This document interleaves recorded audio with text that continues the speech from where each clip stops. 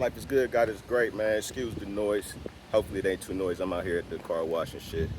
Um, Dude, let God sort them out, dog. Whew. I really didn't even think I would have too much to say about the Clipse interview, but dog, that fucking album is bananas. That shit is so good. Like I don't really see myself listening to too much else. I don't see it not being in rotation all summer. That shit is fire. I had no idea Malice was 52 years old. See, this is what I've been waiting for. I've been having some debates with my homies, little barbershop talks, and we've been trying to figure out what it's gonna look like going forward for the older acts. You know what I'm saying?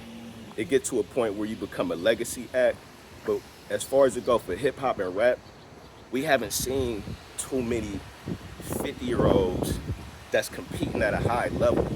And I debate a lot with people talking about Jim Jones. There's a lot of Jim Jones haters. And I understand it.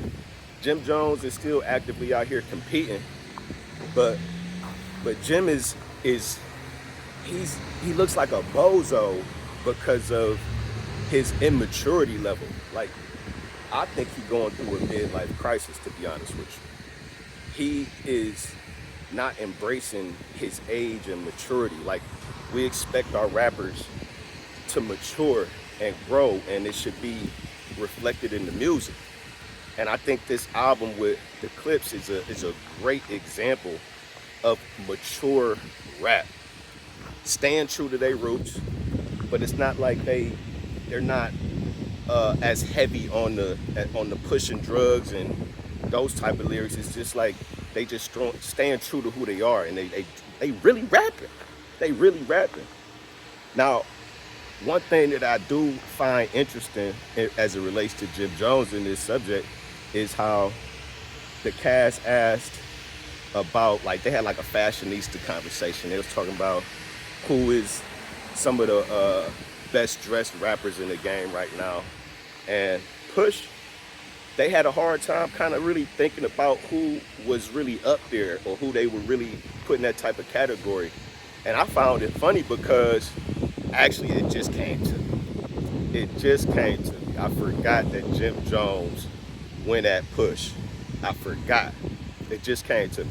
But but Joe Budden, however, and the cast has made reference to how they think Jim Jones is like a fashion icon of New York.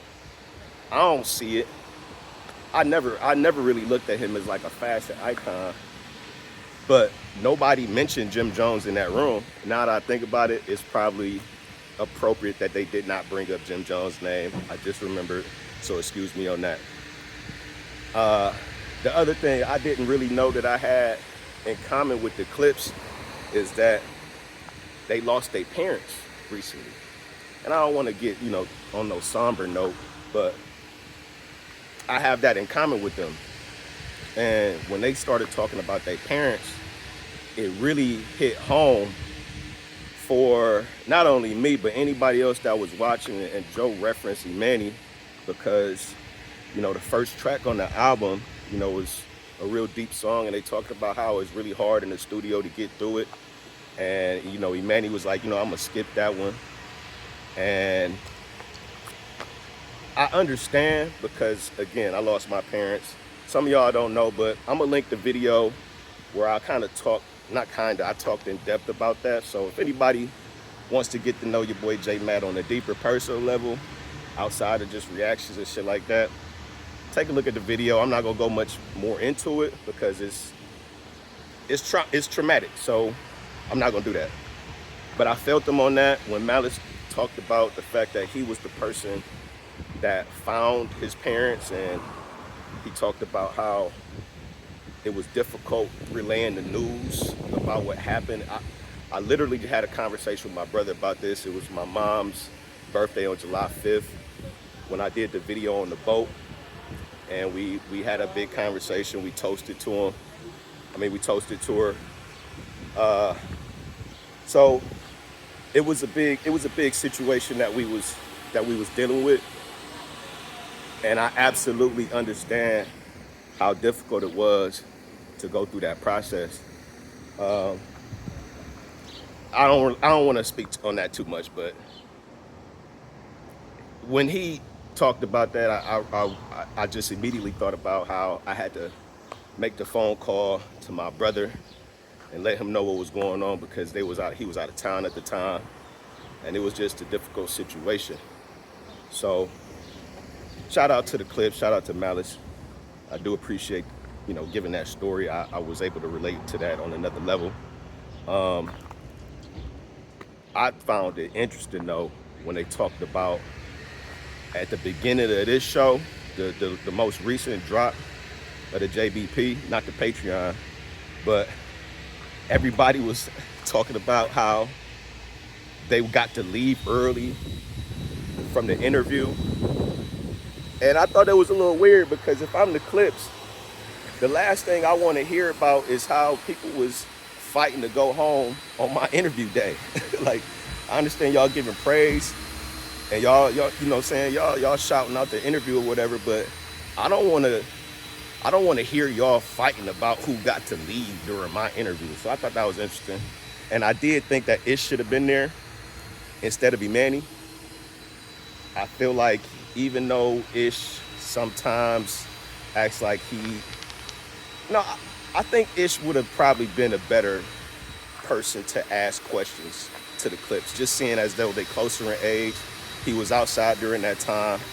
I would have been interested to hear what he would have presented as far as questions go. What else? It's hot, and my phone messed up on me last time. It's like 90 degrees, so I'm about to end this, but I'm halfway through, not even halfway through this recent drop, and I got to the part where Joe was talking about prize picks, and y'all let me know what y'all think in the comments. He said prize picks, my favorite part of the show, prize picks, then the nigga hit him with the psych and all. What's going on with prize picks, y'all? I know Joe is a shrewd negotiator. It might be negotiation time. I'm pretty sure it is. But is he gonna lose that bag? Is Joe gonna lose the prize pick bag, or is he about to hit him over the head with something stupid? I don't know. Y'all let me know what y'all think. It's hot as fuck. Finna go over here and finish washing my car. But y'all like the video, man. Subscribe to the channel if y'all ain't done so already. It's your boy J Matt. Yeah, and take a look at the video I'm finna link up after this, man. If y'all want to know a little bit more about your boy's story, man. Yeah, I still do my own car washing. It's therapeutic. I'm out, man. See y'all next time.